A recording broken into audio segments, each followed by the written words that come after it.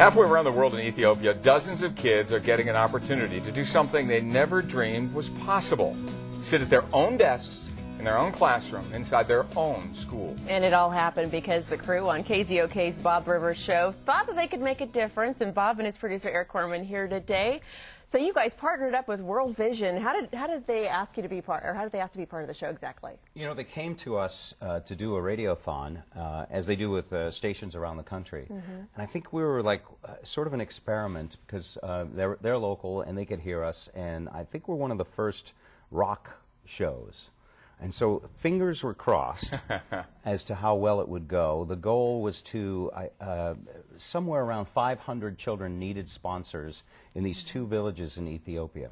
When we got underway, by the end of the day, we had sponsored 1,100 children, and they had gone out and taken care of every child throughout the whole country. Did you hear the ooh in the audience? That's not bad. Yeah, absolutely. And by the way, that's an annual commitment, almost $500,000 a year from our audience, which is fantastic. I guess it worked. Eric, you get to go out there, right? What was it like when you first went to see things firsthand? Well, it was amazing because the sponsorship works that you basically give about $1 a day, and it's the backbone on which World Vision operates. So for that $1 a day, they can provide food security, they can give medical care, they can give clean water, which is more important than anything else. You got to do something really cool, didn't you? You took a picture of some of them, and they got to see their faces for the first time because they didn't have mirrors or anything? Yeah, I mean, imagine a place where there is no running water, there is no electricity, people live in mud huts, and they're made of dung sometimes. Cow dung dried on the floor is the floor. If they're lucky, they'll have a tin roof. I mean, that's the good houses. The other ones have straw, and their animals live inside the houses. So they don't have iPods, they don't have computers, they don't have TV, and they don't even have mirrors. So when I was seeing these kids, a great way to break the ice is by literally taking the digital camera, snapping a photo, and then turning it around so they can see their image on the screen. He actually taught one kid how to say, "I'm bad." I'm bad. Cute. It was like magic. It really was. It must have just been great to see their faces. Oh my gosh, that's what I look like. Oh yeah, yeah, and they would make fun of their friends too. Oh, can't you believe what Joe over here looks like? So you've got 1,100 kids you're sponsoring on an annual basis, but you don't stop there, right? You decide they need a school. You're becoming Oprah now. You decide they need a school, right? You know, we heard about the Wanchi School Project, which was already underway, and they needed about $50,000 to build a school. That's it? $50,000. And I thought about that. You know, here, by the time you get your building permit, well, let's see, how much of a monorail do we have and how much did we spend? So we thought, you know what, we can do this. $50,000, that's nothing. And it turned out it took a little bit of efforts. We did a live concert with Spike and the Impalers, our morning show band, and we also all ran in the Portland Marathon to raise money. The entire show? Yeah. Everybody? Well. Bob, are you a runner? I didn't know that.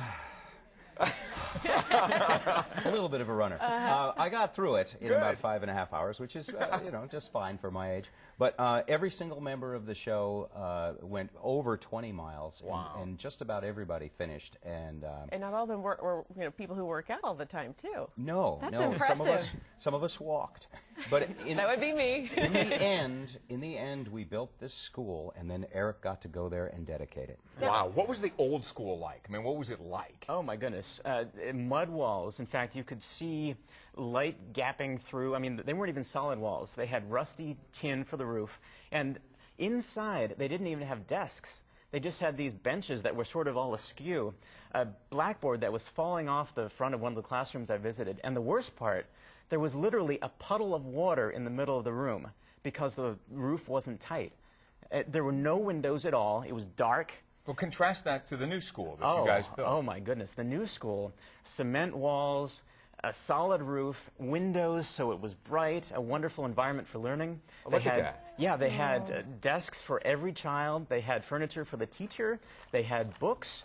They were even wired for electricity if they get electricity there someday. What was it like with the children? Oh, with the responses. They were so thrilled. In fact, I went there on a day that wasn't even a school day. 500 villagers came out just to say hi and to say thanks. Eric is like their Pied Piper. He's out there teaching them to play rock, paper, scissors, and just really making an emotional connection with them. And of course, while you were there, what did you sponsored a couple more kids just because once he met them, he had to. Yeah, Mulliken is the child in the picture right now, and I met him. He lost both of his parents to AIDS, and he himself was HIV positive, but didn't even know it. And the thing about him is that he was so bright. He came up and started talking to me in the few English words he knew, and you could tell that this is a kid who could be president someday. Wow. And so by me sponsoring him, now he can get his medicine, he can go to school, and who knows, he could be the next president of Ethiopia in a few years. So, Bob, you've been a fixture in Seattle radio for a long time. What does this kind of thing mean to you? You know, as have you, we get a chance to have a lot of fun. We get a chance to entertain our neighbors. We get a chance every year to do various charitable works for Northwest Harvest and people around here.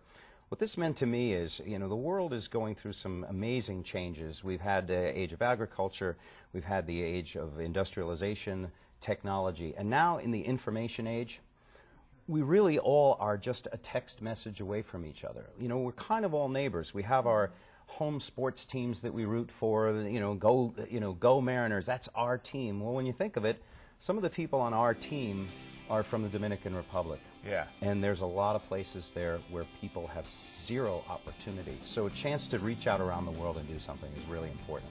Gives a little meaning to the otherwise goofy stuff we do. Every little bit helps. Thank you both. Thank Great you. job. Thanks for having us. We'll be right back.